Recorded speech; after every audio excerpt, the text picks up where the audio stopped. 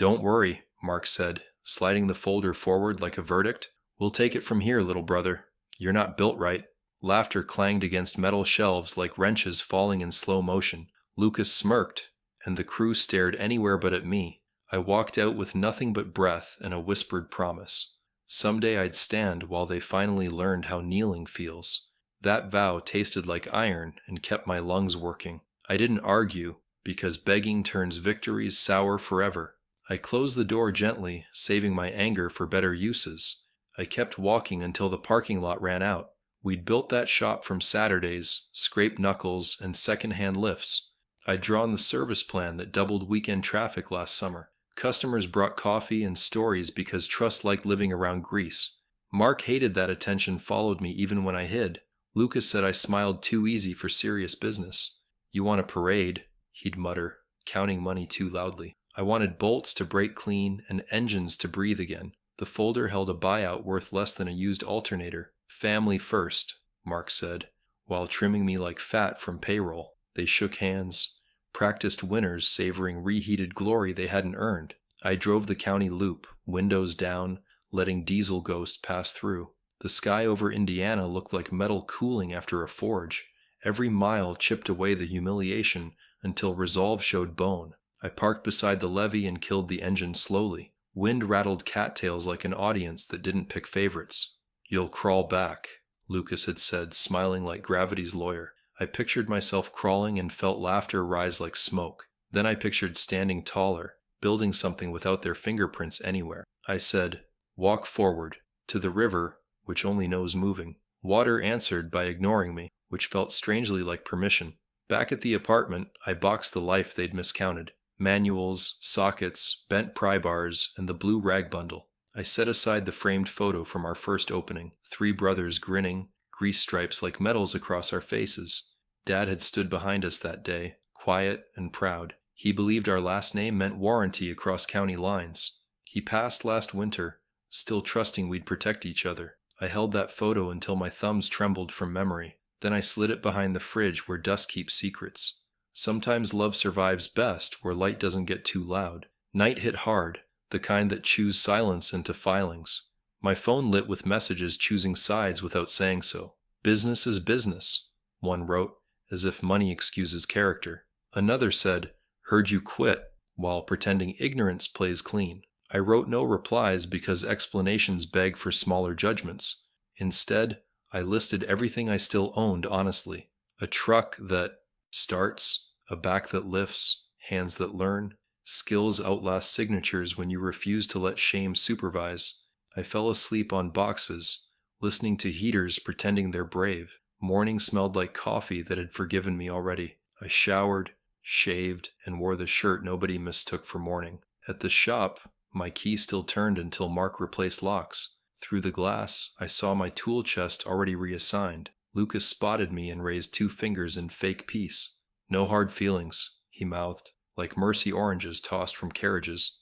I nodded once because dignity walks better than arguments walk. A customer recognized me and looked confused at the doorway choreography. I pointed him inside and kept my face steady. I drove away before my jaw learned worse habits. At the diner, Loretta slid me pancakes shaped like second chances. Heard things, she said softly, refilling a cup that didn't empty. I swallowed pride with syrup, tasting steel under every bite. You're built for storms, she added, which sounded like instructions. I wrote numbers on a napkin, rent, gas, parts, groceries, hope. The math was rude, but it was honest enough. Outside, a tow truck clattered by like fate clearing its throat. Work would come if I stood where trouble usually parks. I tipped big, because scarcity terrifies better when fed decently. The doorbell rang behind me like a starter whirring awake. News traveled meaner than trucks down Main Street at midnight. Mark posted photos with captions praising lean operations, sharper leadership now. Lucas filmed walkthroughs, pointing at bays as if they prayed. The comments fluttered hunger for winners, forgetting who'd stacked wins. I read them once, then folded my attention smaller immediately. My revenge would be quiet, shaped like competence and time. I didn't want applause. I wanted invoices that balanced. I wanted neighbors to say, he shows up, not more. That afternoon, I bought magnet signs reading Warren Mobile Service. The letters looked steady enough to carry what mattered. I drove the back roads handing cards to broken chances. A tractor stalled near a hedgerow tested my patience first. The farmer watched me like rain deciding how hard. "You know your way around stubborn," he said eventually. "I learn slow, but I don't quit," I answered. The engine coughed, then caught like a dog returning. He paid in cash and a promise for the next breakdown. That night, I parked by the levee again and listened. The river kept moving like men who don't ask permission. I whispered, "Someday," and meant today, wearing tomorrow's shoes. Before sleep, I called Mom and told the short version. She sighed the way houses settle after long winters together. "Your father trusted your hands," she said, voice steadying mine. "He'd tell you to work until noise got embarrassed." I laughed, the kind that doesn't need witnesses nearby anymore. "They said I'd crawl," I told her, finally smiling wider. "Then don't crawl," she replied. "Invite them to your next opening." The idea landed like a wrench placed gently in palm. My chest lightened, then filled with useful weight again. I said goodnight and sharpened tomorrow with clean intentions. The weeks after I left the shop felt like wandering through fog with no map. I worked small jobs, breaks in parking lots, starters behind gas stations, whatever kept fuel in my truck and me alive another day. Nights came harder than mornings. They whispered everything I didn't want to remember. The motel smelled of bleach and secrets, and rent swallowed every bill I earned. My phone buzzed with voicemails from creditors and silence from everyone else. Once, I drove past the old shop and saw the new sign gleaming under their floodlights. Warren Brothers Auto, rebuilt stronger. I parked 2 blocks away just to listen. The sound of their laughter carried in the wind like something I'd once owned and lost. I drove off before it could break me again. Hunger sharpened everything. The sound of engines, the edge of my pride, even my patience. I'd lie awake counting the hums of the mini fridge until the compressor kicked and died. On the worst night, the power went out, and I sat in the dark, tracing the cracks in the ceiling with my flashlight. I thought about calling Mark, about saying they'd won. My finger hovered over the contact for too long before I set the phone down. Crawling back would have been easier than starting over, but I remembered Dad's words the day we buried him. "Don't let anyone tell you who you are twice." So I stayed on that bed, cold, awake, and stubborn. Sometimes stubbornness is the only blanket you have left. By the 3rd week, my truck became my home. The back seat filled with clothes, invoices, and hope folded too tightly. I kept tools under the passenger seat because I never stopped being a mechanic no matter what I lost. I washed up in gas station bathrooms, ate canned beans, and pretended not to notice people noticing me. The clerk at the 24-hour diner started leaving out leftover biscuits wrapped in napkins. "For the road," she'd say, like she didn't see the shame behind my smile. I'd thank her anyway, because pride doesn't feed you, and kindness doesn't ask for receipts. Some nights I parked by the river and watched the current drag light across the surface. The sound reminded me I wasn't standing still, I was just waiting to move again. One afternoon, a storm rolled through faster than the forecast promised. I spotted a sedan broken down near the highway shoulder, steam pouring from under its hood. A woman in a red raincoat stood beside it, kicking the tire like she could intimidate it into working. I pulled over without thinking. It's habit more than heroism. "You need a hand?" I asked, shouting through the rain. She looked at me, soaked and desperate, and said, "Please." 10 minutes later, I had her radiator hose clamped with tape and prayer. When the engine turned over, she laughed and cried at the same time. "How much do I owe you?" she asked. "Nothing," I said. "You're stranded enough already." She stared at me for a long moment, then said, "You're built for storms, aren't you?" That sentence followed me for days.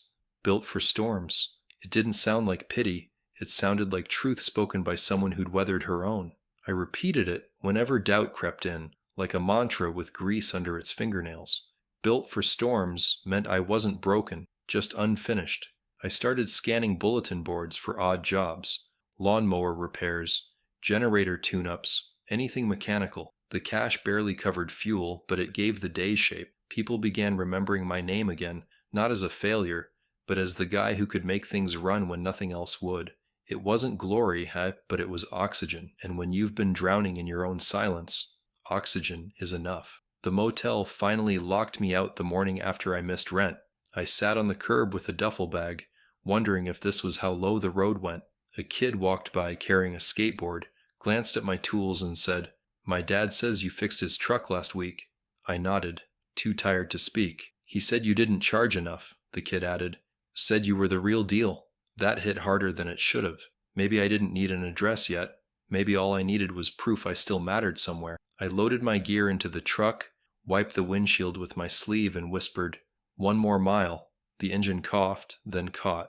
So did I. That night, parked behind an abandoned grocery store, I made a list on an old receipt. Find space, fix cars, eat hot food again. I folded it, tucked it above the visor, and promised myself it wouldn't stay a wish list for long.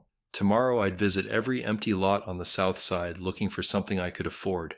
A patch of dirt would do. A roof would come later. Revenge wasn't money. It was standing tall enough that no one recognized the man they'd buried.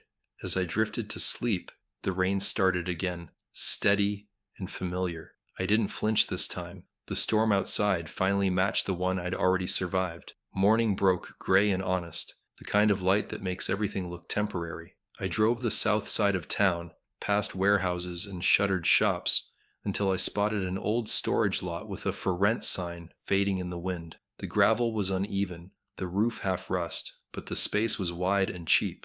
The landlord looked me over like a bet he wasn't sure about. "You plan on living here or working here?" he asked. "Both, maybe," I said. He laughed, but he took my cash anyway. I signed the paper, and suddenly I had an address again, even if it smelled like rain and dust. I spent the day sweeping, patching holes, and claiming the space with every breath I took. The silence felt earned this time, not forced.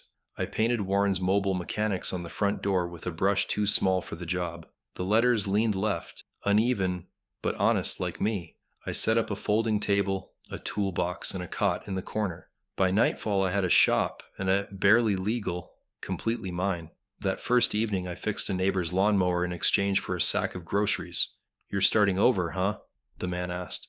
"Guess we all do eventually," I said. The cash register was an old coffee tin. The business cards were Sharpie on cardboard, and my first logo was duct tape on the tailgate of my truck. It was ugly and alive, and that made it beautiful. I slept that night to the sound of engines whispering from memory. Word travels fast in small towns. Faster than truth, slower than forgiveness.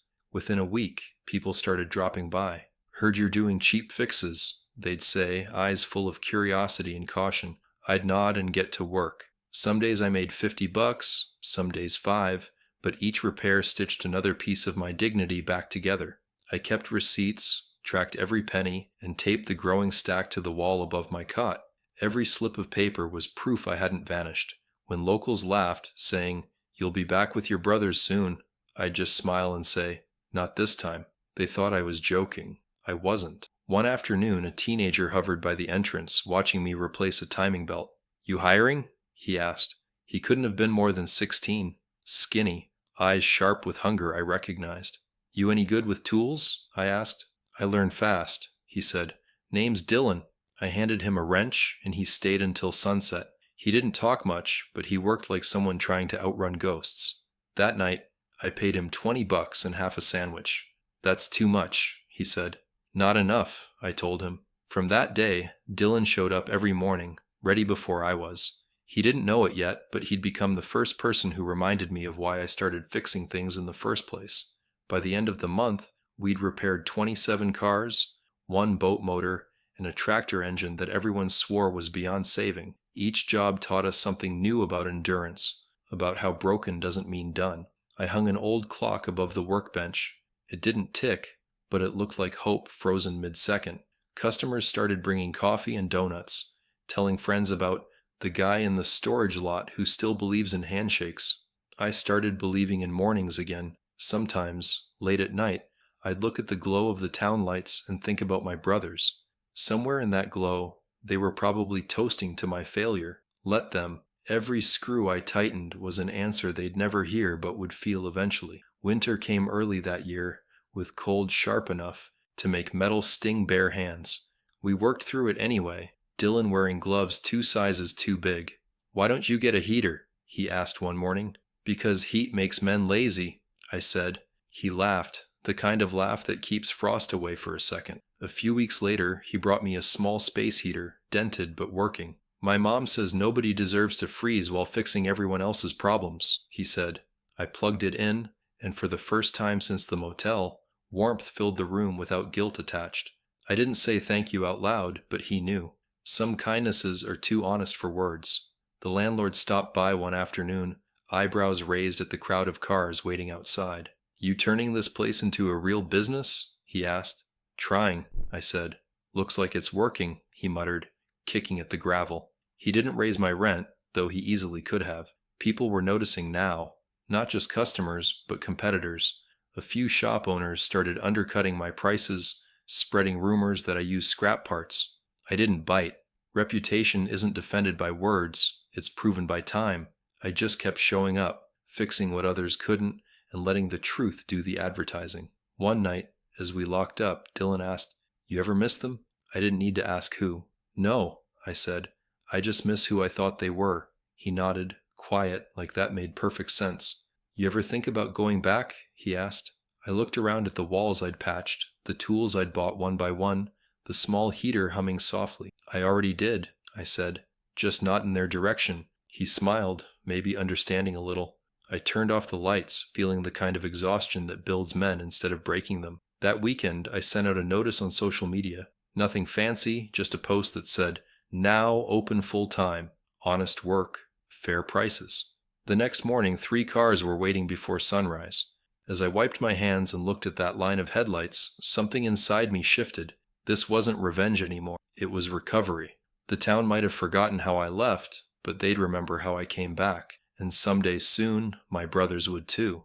By spring, the shop felt alive in ways I hadn't imagined possible. The smell of oil mixed with coffee each morning as customers lined up before we even opened. Dylan handled intake like a pro, jotting names and problems with quick strokes of his pencil. I trusted him more than most adults I'd ever worked beside.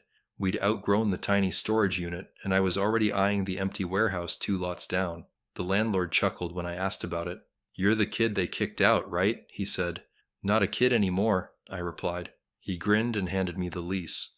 It was double the rent, but it came with windows and space for hope to stretch. That night, I stood inside the new place and let the echo of my own footsteps sound like applause. Every inch of that warehouse became proof that survival wasn't luck, it was endurance. We patched walls, built workbenches, painted over stains no one needed to remember. The locals helped without asking for pay, dropping off scrap wood and old shelves. "You've earned this," Loretta said, bringing sandwiches when she stopped by. I hung a new sign, Warren Automotive, simple, straight, and sturdy. We worked 14-hour days, 7 days a week. Word spread past the county line, and soon cars from neighboring towns filled our lot. Dylan joked that we needed traffic cones to direct people. "We'll get there," I told him. "We already are," he said, wiping sweat off his face. He was right. We'd become something real. Still, success doesn't quiet the noise in your head. It just changes the tune. Sometimes I'd catch myself wondering if Mark or Lucas had heard about the shop. Rumors said business at Warren Brothers Auto wasn't going well. I tried not to care, but curiosity is a habit. Pride doesn't break easily. One afternoon, a customer mentioned them without realizing who I was. "Used to take my truck there," he said. "Prices went up, quality went down. Guess that's what happens when good people leave." I just nodded and changed his oil faster than usual. When he paid, he said, "You remind me of that younger brother they pushed out. What was his name?" I smiled. "Eli," I said. "Good man, from what I hear." He grinned. "Bet he's doing fine." Dylan and I started hiring part-time help. 2 high schoolers who worked weekends. I paid them fair, taught them how to handle tools and talk to customers. One night, while closing up, Dylan asked, "You ever think about what winning feels like?" I looked around at the buzzing lights. "The smell of rubber and victory. Feels like peace," I said. "Peace and tired hands." He nodded like that made perfect sense. I told him, "The goal isn't to beat anyone. It's to build something so solid they can't knock it over again." He grinned. "So, quiet revenge?" I laughed. "Something like that." By summer, we were pulling in more than enough to live comfortably. I moved into a small house near the edge of town. A real bed, real kitchen, no memories of failure in the walls. I hung my father's old wrench above the doorway, his initials still etched on the handle. Every time I walked past it, I remembered why I worked the way I did. Steady, honest, unshaken. Mom came by one weekend, tears glistening when she saw the place. Your dad would be proud, she said. He believed in work that meant something. I smiled. So do I now. She hugged me tight, whispering, You didn't crawl back. You built forward. The local paper ran a feature on small-town businesses bouncing back, and they chose me for the cover. The photographer asked me to pose with Dylan in front of the white sign. What's your secret? She asked. Losing everything, I said. She laughed, thinking I was joking, but when the story came out, the line stayed as the quote beneath my photo. The next morning, customers doubled again. People like stories where pain turns productive. They see pieces of themselves in the rebuild. Even the mayor stopped by, shaking my hand and calling me the pride of County Road 4. Funny how the same town that once whispered about your failures now introduces you as inspiration. I noticed changes in Dylan too. His confidence grew. His eyes carried something steady now. One day he said, You ever think about opening a second shop? I looked at him and smiled. You volunteering to run it? He laughed. Not yet, but maybe someday. The idea stuck in my mind though. Expansion wasn't about money. It was about momentum, about proving that my story didn't end at redemption. It kept moving toward legacy. I started sketching plans at night, old school with pencil and graph paper. Each line felt like a future unfolding beneath my hand. Then one Friday afternoon, I got a call from a parts distributor. We've got a bulk deal coming up, the rep said. Big order from Warren Brothers just canceled. You want it? My heart stilled for a moment. I'll take it, I said. After hanging up, I sat at my desk, staring at the clock. Their downfall wasn't my doing, but it still felt like gravity finally balancing the scales. I whispered, You said I'd crawl back. The room answered with the hum of engines waiting to be fixed. Guess you didn't think I'd climb instead. That night, as the sun sank behind the cornfields, I watched headlights streak down the road outside my shop. The same road that had once carried me away broke open like a promise fulfilled. I realized I didn't need them to lose for me to win, but part of me still wanted them to see it, to see what I'd become, what they'd thrown away. I poured myself a cup of coffee, leaned against the doorway, and said aloud, Not crawling, boys, just building. The wind carried the words out across the lot, as if it wanted them delivered. The storm came without warning, one of those late summer tempests that eats daylight and spits out chaos. I was locking up when thunder cracked so loud it rattled the bolts off memory. The sky turned green-gray, and within minutes the streets disappeared under sheets of rain. The power went out across town, and sirens started to wail from somewhere far off. Dylan called from home. Trees are down everywhere, he shouted over static. People are stuck on Highway 9. Ambulances can't get through. I grabbed my jacket and keys before he finished. Meet me at the shop, I said. Bring the tow rig. We didn't have insurance for heroics, but I wasn't about to let the town drown alone. We spent the night hauling cars out of floodwater and clearing branches from intersections. At one point we reached an old man trapped inside his stalled pickup, water already climbing his door. Dylan waded in without thinking, hooking chains while lightning flashed above. Don't die, kid, I muttered, pulling the truck free inch by inch. When we finally got him out, soaked and shivering, the man clutched my arm. You boys, you're the only ones out here, he said. I didn't have words for that, so I just nodded. The storm howled, but something in me was steady. Maybe storms don't break you after all. They just show you who's built to stand in them. By dawn, the rain stopped, leaving behind wreckage and exhaustion. Dylan and I sat on the shop floor, dripping mud and adrenaline. You think anyone noticed? He asked, half smiling. We didn't do it for that, I said, but inside I hoped they had. Later that morning, the local news van pulled up. A reporter asked us about the rescue, the volunteer effort, the sleepless night. Just doing our job, I said. These are our people. The segment aired that evening. By the next morning, Warren Automotive was flooded again, this time with customers and gratitude instead of water. People dropped off donations, food, and letters thanking us for helping when no one else did. For the first time in years, I felt something like pride without guilt attached. A week later, a man in a blazer walked through the door, shoes too clean for the oil-stained floor. You Eli Warren? He asked. I nodded. I'm Thomas Reeves from Central Motors, he said. We've been following the news. You've built something remarkable here. I laughed. Built, maybe. Remarkable's a stretch. He smiled. You'd be surprised how rare honesty is. He explained that his company wanted to partner on a regional network of service centers, starting with mine. You'd keep your name, your team, your independence, he said. We just give you the resources to scale it. I looked around at the shop, at the cracked concrete and flickering lights, and saw the ghosts of every version of me that had worked here. Let me think about it, I said, shaking his hand. That night, I sat at the kitchen table staring at the contract. Expansion meant more responsibility, more exposure, and maybe, inevitably, more attention from the past. I thought about Mark and Lucas, about the way they'd laughed that day across the table, sliding papers like knives. What would they say now if they saw me holding one that didn't cut but built instead?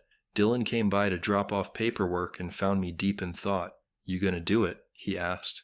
I smiled faintly. "I think it's time this place got bigger than my pain." He nodded. "Then let's make it happen." His faith steadied me in ways I didn't expect. Within 3 months, construction began on the new facility. Trucks came and went, unloading lifts, compressors, and bright red tool cabinets that looked like candy compared to our old gear. Locals stopped by to watch, proud like they'd built it themselves.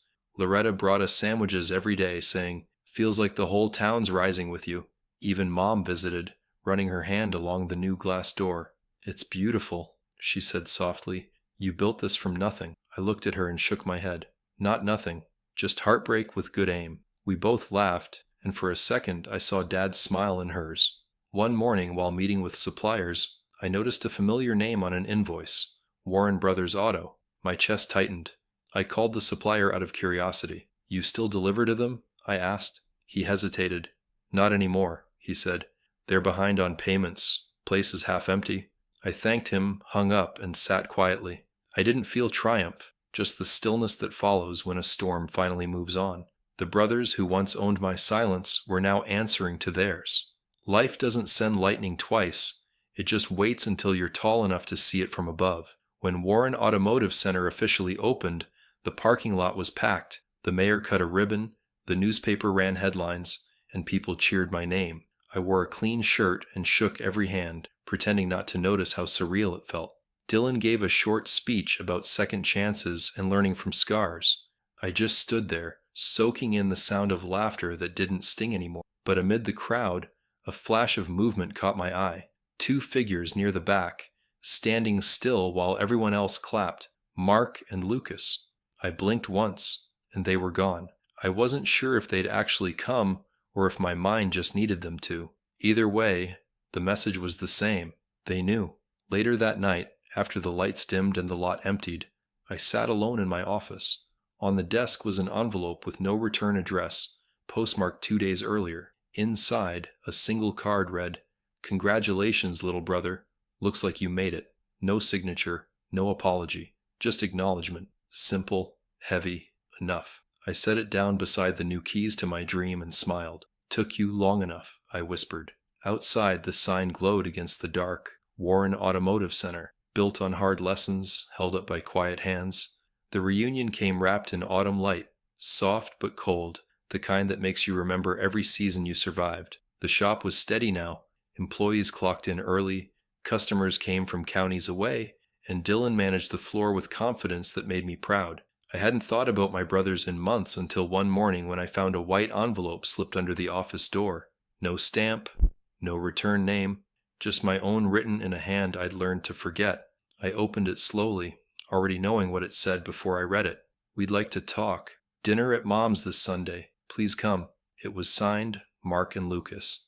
I sat there for a long time, the paper trembling slightly in my hand. Revenge had already come and gone. This would be something else.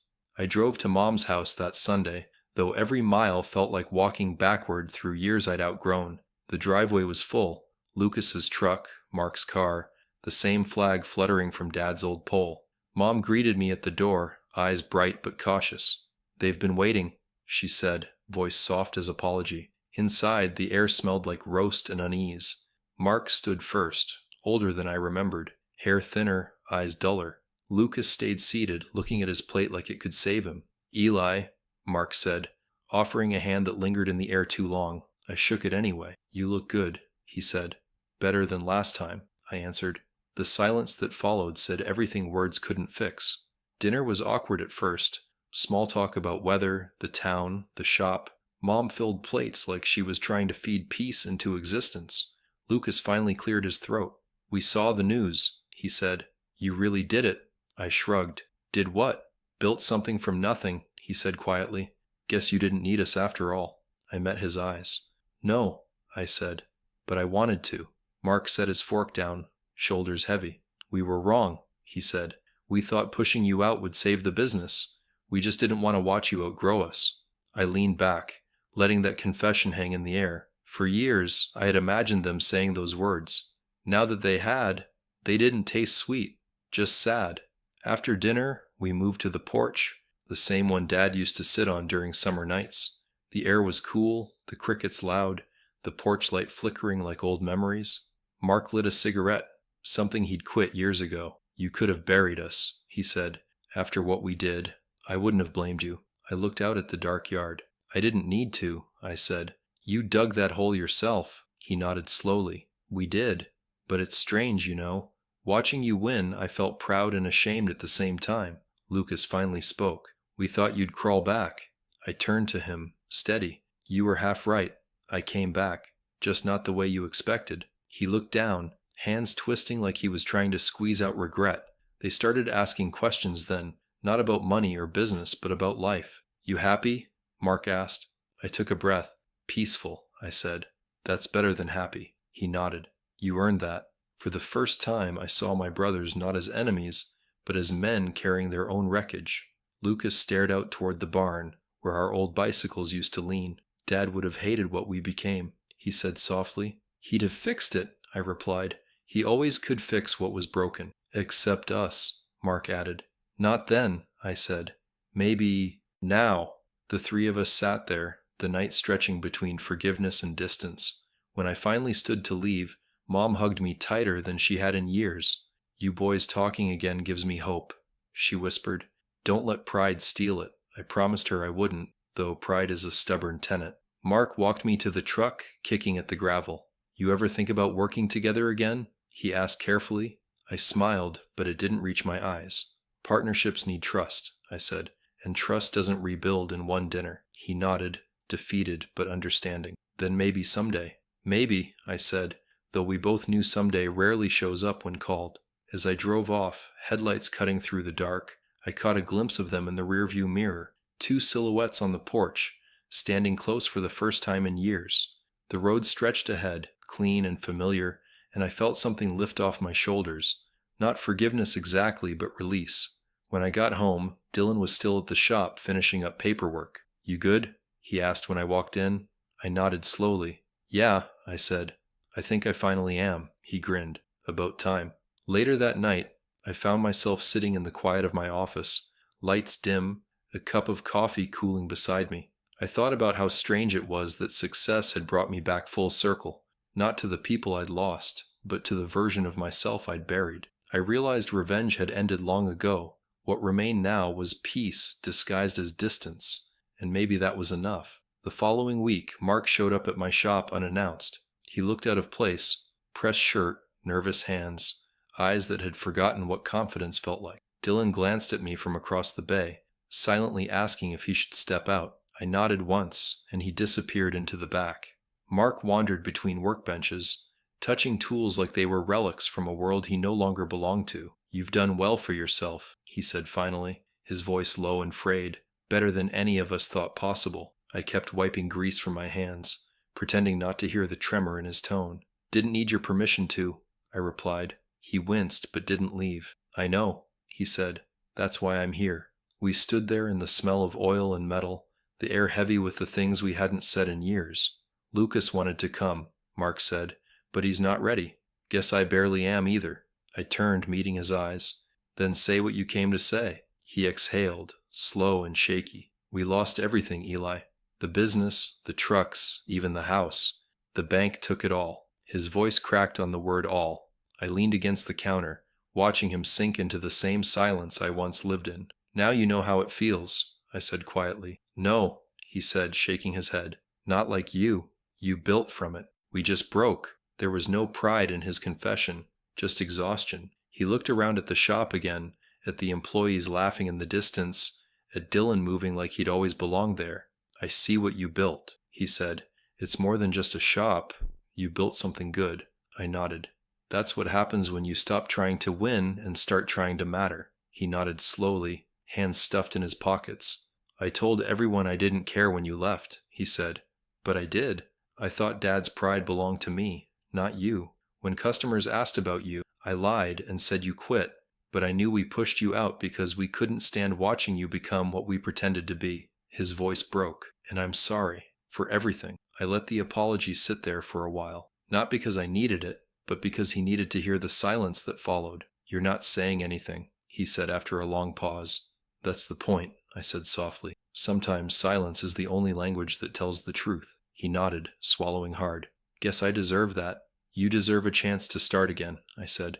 But not here. Not yet. He looked up, eyes wet but grateful. I understand. He turned to leave but stopped at the door. You know, he said, people think revenge is loud, but I've seen what quiet revenge looks like now. It's you, standing where we thought you'd never stand. Then he walked out, shoulders heavy but lighter than before. That night, I sat alone in the office, staring at the empty doorway where he'd stood. His words echoed longer than I wanted them to. I wasn't angry anymore. I was tired in a way forgiveness doesn't fix. Dylan poked his head in. Everything okay? He asked. Yeah, I said. Just ghosts catching up. He nodded. You're good at handling them. I smiled. You have to be. They don't go away, and they just learn new names. He didn't understand yet, but he would someday. Everyone does eventually. A few days later, Lucas came by. He didn't come inside, just stood near the fence while I was closing up. I don't expect you to talk, he said. Just needed to see you still standing. I walked over slowly, the evening sun throwing long shadows between us. You could have called, I said. Wouldn't have sounded right, he answered. Too many lies in my voice lately. He looked down at his boots. Mark told me what he said. He didn't tell you everything, though. I waited. It was me, Lucas said quietly. The day we pushed you out, it was my idea to make it look like your fault. Mark wanted to just cut ties, but I wanted you humiliated. I wanted you small. You were always the favorite. His words didn't hurt. They just confirmed the truth I'd already lived through. I took a breath and said, You were wrong. I wasn't the favorite. I was just the one who didn't stop believing work mattered. He nodded, tears forming. I know that now. The wind carried silence between us, long and heavy. Finally he whispered, Can you forgive me? I looked at him, really looked, and saw not a villain, but a man crushed by the same pride that once built our walls. Maybe someday, I said, but not because you asked, because I'll need to. He nodded, wiped his face, and left without another word. Watching him go, I realized guilt can't buy forgiveness. It can only rent humility long enough for someone to change. That night, I didn't dream about revenge or failure or debt. I dreamed about the first engine Dad ever taught us to rebuild, the way his hands guided ours, patient and certain. He used to say, Metal remembers pressure. Push it too hard and it cracks, but press steady and it bends into strength. Maybe people were the same. Maybe we'd just been pushing each other the wrong way for too long. I woke up with that thought and knew what had to come next. The story between us wasn't about debt anymore. It was about what you build after the apology, when words stop mattering and actions finally take their turn. Winter came again, quiet and forgiving. The town had settled, the shop had grown, and the ghosts that once lived in my chest had learned to whisper instead of shout. I started each morning the same. Coffee before dawn, a slow walk through the lot, watching breath turn white against the cold air. The engines slept under frost, and for the first time in years, I didn't feel like I had to wake the world up alone. Dylan ran things now like he'd been born in a garage, and I trusted him with it more than I'd trusted anyone in a long time. Success had stopped feeling like revenge. It had become something simpler, peace disguised as routine, and maybe that was what healing was. The quiet after you've stopped proving you deserve to breathe. I hadn't heard from my brothers in months, though sometimes I caught glimpses of them through town gossip. Mark had taken a construction job upstate, rebuilding homes like he was trying to atone for something. Lucas volunteered at the church, fixing leaky roofs and avoiding cameras. I didn't reach out. We existed in separate worlds now, stitched together by blood, but divided by consequence. Mom called every Sunday, always saying the same thing. You boys are doing better, she'd say, a voice trembling with hope. That's enough for me. I let her believe that peace came easy, even though forgiveness was still something I carried like a bruise under my ribs. Some pains fade, some just grow quieter. One evening, I found a letter waiting on my desk. The handwriting was familiar but steadier than before. Marks, no doubt. Inside was a simple note. You were right. Success doesn't erase what we broke. It just shows how far you had to go without us. I'm proud of you, Eli. We both are. I read it twice, then placed it next to the photo of Dad we'd restored from a cracked frame. His eyes seemed to watch me with that same patient strength he used to teach with. I didn't smile, but I didn't ache either. It was strange. Real peace doesn't hit like thunder. It settles on you like dust, soft and honest, until you realize you've been breathing it for a while. That night, I drove out to the old levee where I used to sit when everything first fell apart. The air was cold enough to sting, the stars sharp and unforgiving. I parked Mercy, the same old truck that had carried me through every version of myself, and turned off the lights. The water below moved slow, deliberate, just like it always had. I thought about every version of me that had sat here, the one who vowed revenge, the one who built through tears, the one who learned silence wasn't weakness. I whispered, "You did it," not like a victory, but like a prayer of survival. The river didn't answer, but it didn't need to. Some victories are too quiet for echoes. In the weeks that followed, business kept growing. We opened a second location, Dylan's shop this time, and I handed him the keys with the same pride my father once had in his eyes. "You sure about this?" he asked. "You don't want your name on both?" I smiled. "It's already there," I said. "You're part of it." He grinned, eyes shining. Watching him drive away to start his own chapter felt like redemption repeating itself, this time without the pain. Maybe that was the truest form of revenge. Not proving someone wrong, but teaching someone right. One morning, Mom called again. "You should come to dinner," she said. "Your brothers will be there." Her voice carried a kind of fragile excitement that reminded me of spring. I thought about it for a long time before answering. "Maybe," I said. "We'll see." After hanging up, I sat in silence, staring at the old sign that still hung in my office, Warren Automotive. It wasn't just a name anymore. It was a history rewritten, proof that dignity can be rebuilt from wreckage. I realized then that I didn't owe anyone forgiveness, but I could still choose it, if only to finally set myself free. That night, I wrote a letter. It wasn't long, just a few sentences that took years to find. "I don't hate you. I never really did. I just needed to build something that couldn't be taken from me again. Thank you for teaching me the value of peace." I didn't mail it right away. I left it on the desk beside Dad's photo, under the warm hum of the desk lamp. Maybe one day I'd send it, or maybe it was enough that I'd written it. Not every truth needs a witness. Weeks later, when we hosted the anniversary event for the shop, I sent out invites to everyone who had ever helped build my story, including Mark and Lucas.